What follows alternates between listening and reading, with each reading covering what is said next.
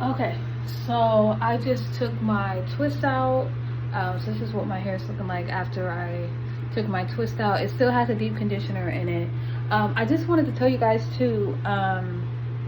So when your hair gets thicker and you're like washing your hair and stuff like that, if you feel soreness in the crown area or any parts of your hair, don't start freaking out. Like if you are doing tension free hairstyles like wigs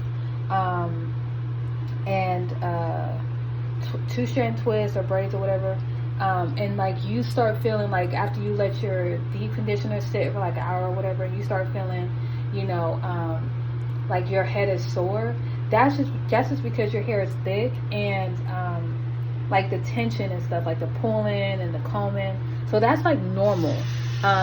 But when it feels like a burning sensation and you look in that area, like if you go to the doctor or a dermatologist and they say, yeah, it's inflamed, then that's when you need to be worried. But like, it's not that you're tender-headed.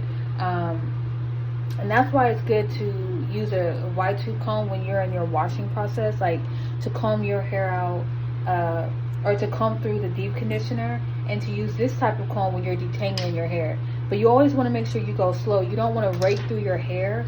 That's why it's really important to use oil. When you detangle your hair, it's always important to use oil when you're deep conditioning your hair, to lock in that moisture and to give that extra slip, so it's easy to like comb through and stuff like that.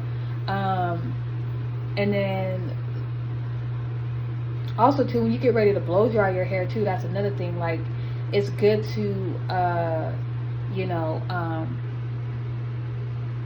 to make sure your hair is properly detangled. Now you are gonna have, like this is from when I was combing through my hair to get the deep conditioner down, like to my ends.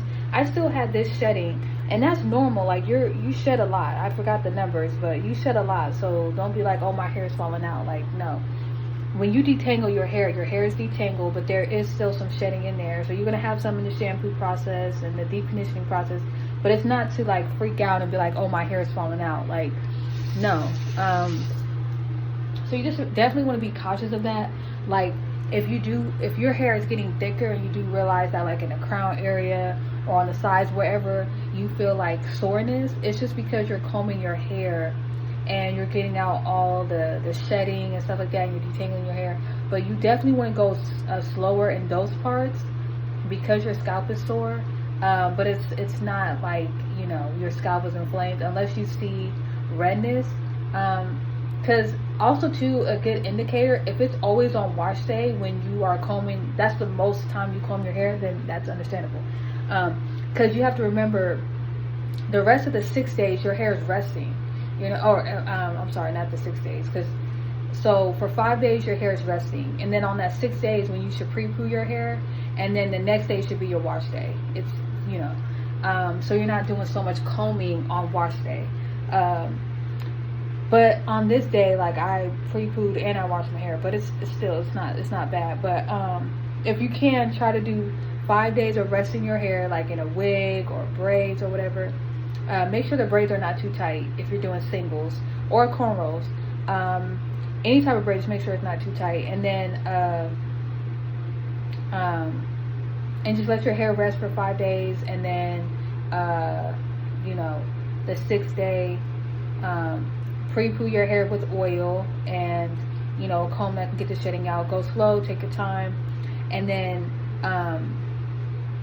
on the 7th day, that's when you can wash your hair or whatever, on your regular wash day.